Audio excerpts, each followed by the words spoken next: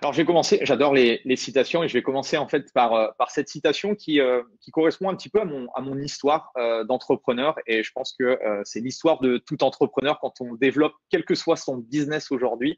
Et j'aime beaucoup cette citation, je ne perds jamais, c'est soit je gagne, soit j'apprends.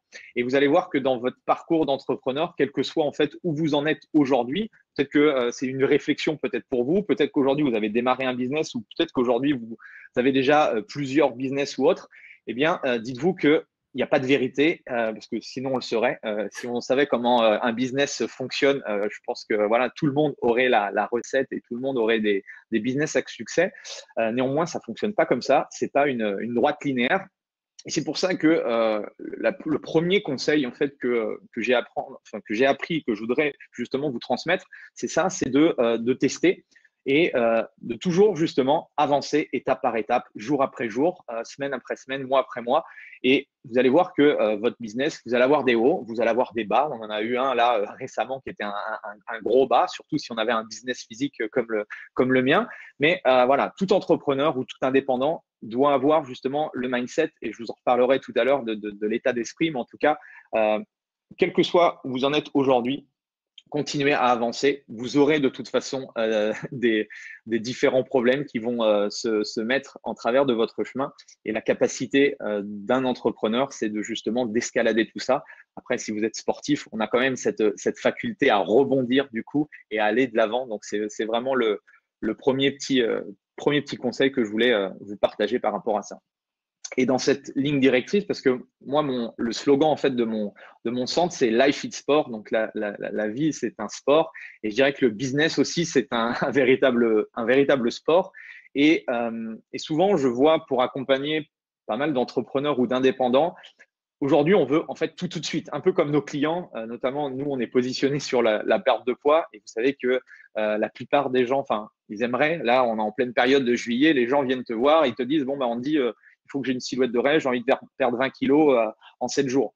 Bon, aujourd'hui, il y a beaucoup de gens qui veulent tout de suite, mais au même titre que la perte de poids, au même titre que n'importe quel type de thématique ou autre, c'est la même chose pour le business. Concevez comme votre business comme un marathon et non un sprint, d'accord? Vous allez pouvoir justement mettre en place des choses. Vous allez voir, je pense, énormément de choses avec les intervenants qui vont partager un petit peu leur connaissance lors de ces conférences. Mais dites-vous que voilà, pour tester quelque chose, il va falloir plusieurs choses. Je pense à Facebook, je pense à Instagram, à tous les outils aujourd'hui qu'on a pour se faire connaître. Ça prend du temps, d'accord?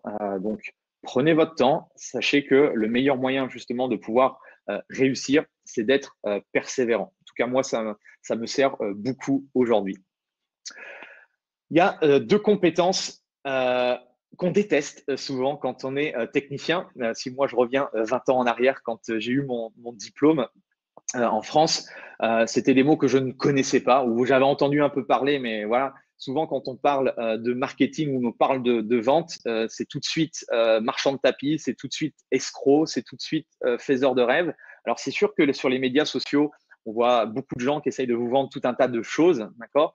Mais ce qu'il faut comprendre, c'est que si on n'a pas de clients, on n'a pas de business, quoi. Et à un moment donné, pour avoir des clients, alors peut-être la sphère, si vous avez une sphère, une réseau amical, peut-être que des gens vont s'inscrire sans forcément que vous ayez cet acte de vente à faire. Mais à un moment donné, si vous voulez grossir, il va falloir deux choses. Il va falloir justement amener des gens dans la machine, c'est-à-dire utiliser le marketing. Mais moi, je parle de marketing éthique, d'accord, le bon marketing pour faire venir les bonnes personnes.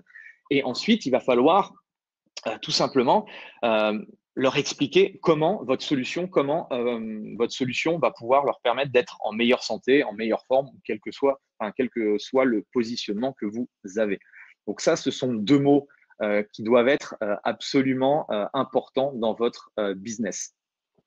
Et pour revenir là-dessus, et c'est aussi important que vous ayez cette casquette. Là, en fait, j'ai pas ma casquette de coach sportif ou de personnel trainer ou autre. J'ai pris ma casquette en fait de businessman.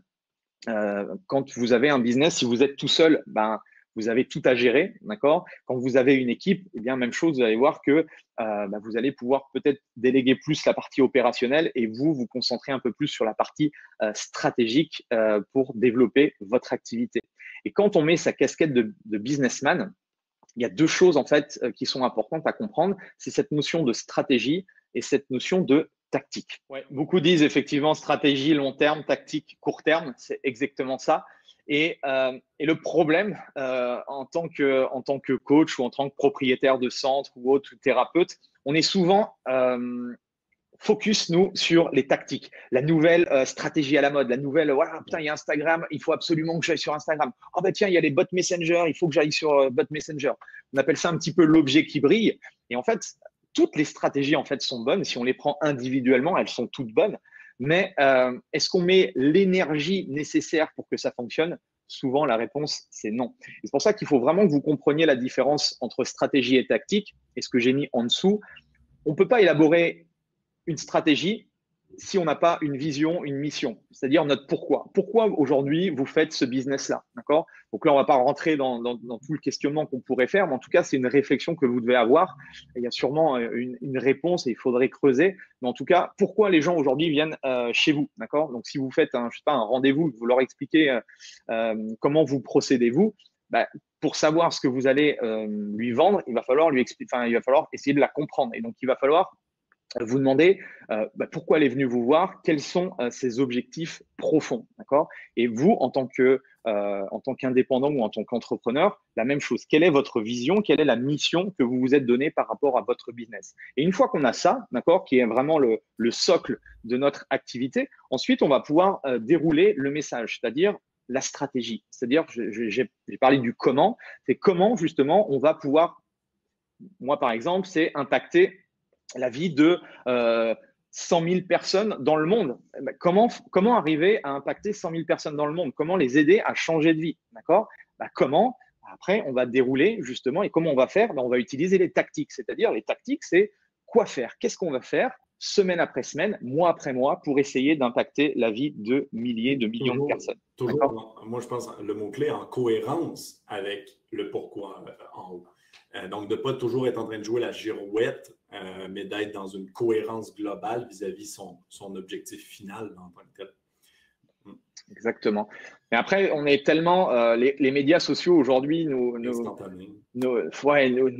disent « Ah ben non, mais il ne faut pas que tu fasses ça, il faut que tu fasses ça. Ah ben non, tu ne fais pas ça, il faut que tu fasses ça. » Là, maintenant, c'est l'arrivée de TikTok. Donc, il faut être absolument sur TikTok parce qu'il y a un business monstrueux. C'est le réseau à la mode. Et en fait, le problème, c'est que le brouhaha ambiant de tous les réseaux sociaux sont intéressants juste pour faire du business. Si on commence à être plongé là-dessus, si on va sur notre fil d'actualité, on est un être humain et on a tendance à scroller et on a perdu une demi-heure. Si on regarde un petit peu, on a regardé des vidéos qui nous ont pas servi du tout. Et souvent, c'est un petit peu ça. Ton marathon que tu parlais tout à l'heure, je pense que c'est vraiment ça, c'est de dire aucune stratégie prise sporadiquement avec peu d'énergie investie ne va réellement fonctionner. Peu importe ce que le web dit, là, une recette en 5 étapes qui vous rendra riche, c'est toujours un marathon, c'est toujours du long terme. Puis le focus par rapport à ça. Exactement. Donc du coup, ça c'était la petite intro et on va attaquer du coup la méthodologie, les 10 grands principes, comme je vous l'ai dit tout à l'heure en intro, pour du coup, moi, mon objectif, pourquoi je développe mes business, pourquoi je fais tout ça, c'est pour vivre la vie de mes rêves, pour être aussi, je suis quelqu'un de passionné et j'ai envie de m'éclater dans tout ce que je fais. Donc, tout ce que j'essaye de développer, j'essaye de prendre du plaisir dedans et c'est ce que je vais vous, du coup, vous partager.